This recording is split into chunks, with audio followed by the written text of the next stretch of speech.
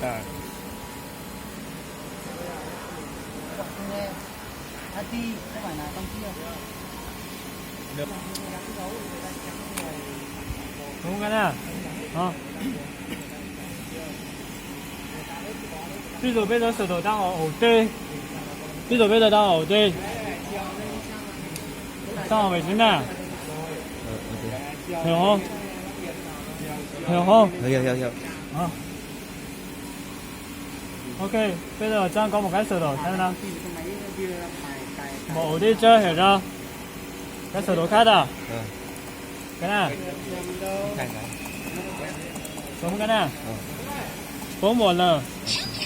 Mỗi một bao nhiêu cái bấm bao nhiêu này hiểu chưa? Hiểu không? Đấy. Sau rồi đây là cái sơ đồ.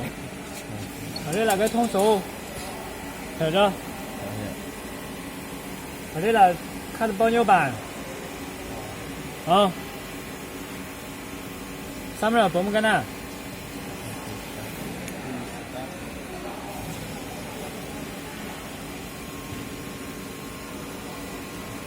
Thế nó là cái gì?